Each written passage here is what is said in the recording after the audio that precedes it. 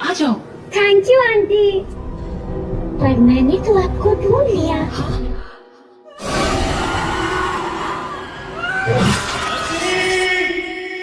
मैं नंदिनी को बचाने के लिए बस के बाहर जाने लगा, पर तब तक बहुत देर हो चुकी थी। बस को उन लोगों ने चारों तरफ से घेर लिया था। हेलो अंकल, बाहर आओ ना, खेलो हमारे साथ। और शायद मुझे देखकर हंसे जा रहे थे।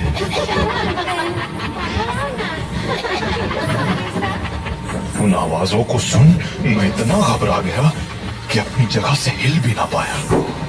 पर थोड़ी ही देर बाद वो आवाजें आनी बंद हो गई और गांव के लोगों की आवाज सुनाई देने लगी। मैं समझ गया था कि सुबह हो चुकी थी, तो मैं बस के बाहर निकलकर तुम्हारी मम्मी को आवाज लगाने लगा।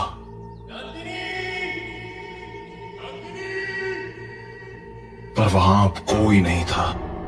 मैं कई दिनों तक उसके लौटने का इंतजार करता रहा, पर वो नहीं लौटी।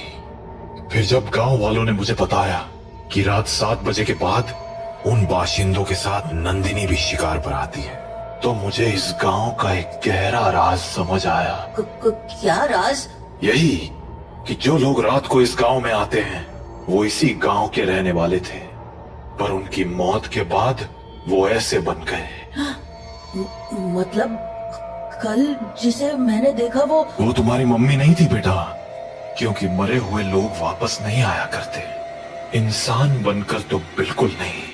अपने पापा से बात करने के बाद देव के मन में बहुत सारी बातें चल रही थी, और वो उन्हीं खांडवा गांव में 7 बजने को थे। और हर शाम की तरह आज भी चारों ओर घंटे की आवाज गूंज रही थी। 7 बजने वाले हैं, अपने अपने घरों की तरफ बढ़ते रहें। 7 बजने वाले हैं, अपने अपने घरों की तरफ बढ़ते रहें। हेलो जी राणा साहब। बोला 7 बजने वाले हैं, सब लोग घर गए या नहीं? जी जी राणा साहब, लगभग सब चले ही गए। लगभग? तू जानता है ना 7 बजे के बाद क्या होता है? फौरन घर भेज सबको। जी जी, आप चिंता मत कीजिए, 7 बजने से पहले मैं सभी को घर भेज दूंगा। ठीक है, तू भी जल्द घर चले जा। जी राणा साहब, कल मिलते हैं। देव। हाँ पापा। 7 बजने वाले हैं, जाओ जाके सारे खिड़की दरवाजे बंद कर दो। हाँ पापा। 7 बजने वाला है, अपने अपने घरों की तरफ बढ़ते रहो। ये चढ़ोले सब, दुकान बंद हो गई अब। अरे काकी चाय तो पिला दे। अरे बावड़े, घंटी की आवाज ना सुनी क्या तेने? 7 बजन को है, जल्दी से घर निकल वरना। अरे बुढ़िया तो बहुत सोचती है, ये सब बस फालतू की बातें हैं, इतना दिमाग मत लगाया कर। बब्बन बेटे, थारे से बहस करने का समय ना है हमारे पास। बेहतर होगा कि 7 बजने से पहले तू अपने घर पहुंच जा, क्योंकि अगर रास्ते में वो मिल गए ना तो दोबारा यहाँ मत आइयो, क्योंकि मैं दरवाजा ना खोलूंगी, समझ गया? जा यहाँ से अब। हाँ जाता हूँ जाता हूँ। हाँ बोलो राणा साहब। काकी, सब लोग घर चले गए ना? हाँ सब चले गए। ठीक है, आप भी याद से खिड़की दरवाजे बंद कर लेना। रोज फोन करके यही बोले है तू। अरे 7 महीनों से गांव में कुछ ना हुआ तो अब क्यों हो जाएगा? 7 महीने पहले जो हुआ था वो दोबारा भी हो सकता है, इसलिए सावधानी जरूरी है। पापा। हाँ? सारे खिड़की दरवाजे लगा दिए। और पर्दे? पर्दे लगाए? पर्दे क्यों? खिड़कियाँ लगा तो दी हैं, और वैसे भी वो लोग तो तभी अंदर आ सकते हैं ना जब उन्हें अंदर बुलाया जाए, तो फिर। देव, होश में हो? ये क्या बोल रहे हो? अरे हम पर्दे उनसे छिपने के लिए थोड़ी लगाते हैं, बल्कि इसलिए लगाते हैं ताकि हम उन्हें ना देख सके, उनसे बात ना कर सके और उनके बहकावे में ना आ सके। ऐसी गलती बहुत से लोगों ने की थी, उनके साथ क्या हुआ ये पूरा गांव जानता है, इसीलिए अच्छा होगा कि हम वो गलतियां ना दोहराएं। पापा, क्या मम्मी के साथ भी ऐसा ही कुछ हुआ था? क्या वो भी? 7 बज गए, जाओ जल्दी से जाके पर्दे लगा दो, वो लोग अब आते ही होंगे। हाँ। तो राणा सा की बात मानकर देव खिड़कियों पर पर्दे लगाने के लिए चला गया, पर अभी वो पर्दे लगा ही रहा था कि उसने ऐसा कुछ देखा जिससे उसके होश उड़ गए। देव बेटा। मम्मी आप? हाँ बेटा, मैं ही हूँ। पर आप यहाँ कैसे? तुमसे मिलने आई हूँ बेटा। हाँ, पर आप तो मर गए थे ना? नहीं तो, देखो मुझे, मैं तो जिंदा हूँ। लेकिन पापा ने तो बोला आप मर चुके हो। फिर? तुम्हारे पापा झूठ बोल रहे हैं बेटा। मतलब आप मरे नहीं हो? नहीं, मैं तो बस रास्ता भटक गई थी। आज बहुत मुश्किल से तुम्हारे पास आ पाई हूँ, बस तुमसे मिलने। हाँ, सच्ची? हाँ बेटा, हाँ। अब चलो, मुझे अंदर आने दो। 7 बज गए हैं, वो लोग आते ही होंगे। हाँ, मैं पापा को बोलता हूँ। नहीं नहीं, पापा को क्यों बुला रहे हो? वो मुझे देख तो पाएंगे नहीं, और जब तक मैं उन्हें समझाऊंगी तब तक तो बहुत देर हो जाएगी। इसलिए तुम ही जल्दी से दरवाजा खोल दो, जाओ। पर पापा ने 7 बजे के बाद दरवाजा खोलने से मना किया है।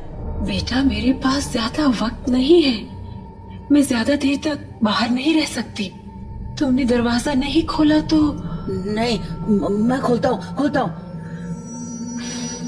थैंक यू बेटा। तो देव अपने घर के दरवाजे पर पहुंचा और दरवाजा खोल दिया, पर जब सामने कोई नहीं देखा तो उसने अपनी मम्मी को आवाजें लगानी शुरू की। मम्मी, अरे मम्मी कहाँ गई?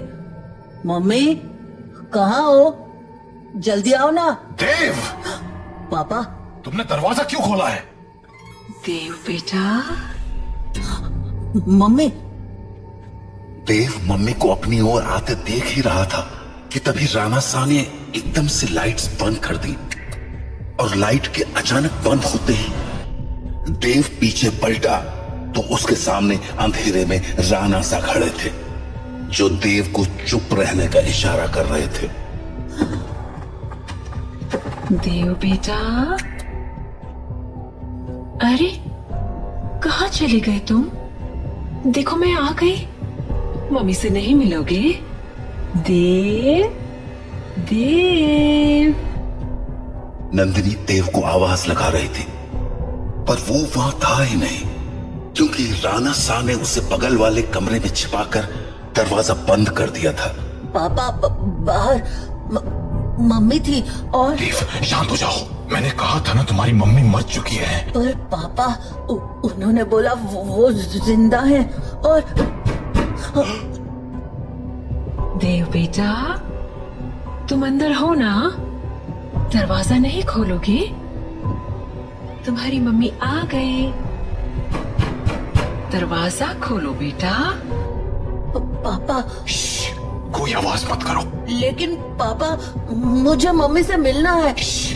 तुम्हें अगर सच में लगता है कि वो तुम्हारी मम्मी है तो उनसे कल सुबह मिल लेना, ठीक है? पर अभी के लिए शांत हो जाओ। राणा सा, ओ राणा सा, अरे मिलने दो ना मुझे देव से। कब तक झूठ बोलोगे उससे कि मैं मर चुकी हूँ? राणा सा, आप सुन रहे हो ना? पापा। बेटा, बिल्कुल भी ध्यान मत दो और आंख बंद करके सो जाओ। पर पापा, मम्मी ये क्या बोल रही है? शांत रहो देव, कल सुबह मैं तुम्हें सब समझा दूंगा, पर अभी के लिए चुपचाप आंखें बंद करो और सो जाओ। तो देव अपने पापा के कंधे पर सर रखकर सो गया, और जब सुबह हुई तो राणा सा देव को आवाज लगाते हुए बोले, देव उठ जाओ, सुबह हो गई है। हाँ, सुबह हो गई तो मम्मी से मिल सकते हैं ना आप? आओ मेरे साथ, तुम्हें तुम्हारी मम्मी से मिलाता हूँ।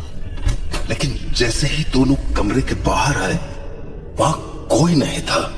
हाँ, मम्मी कहाँ गई? मैंने कहा था ना कि वो तुम्हारी मम्मी नहीं थी। पापा, वो मम्मी जैसे बात कर रही थी। बेटा, मैंने समझाया था ना तुम्हें, पर्दे लगाने के पीछे की सब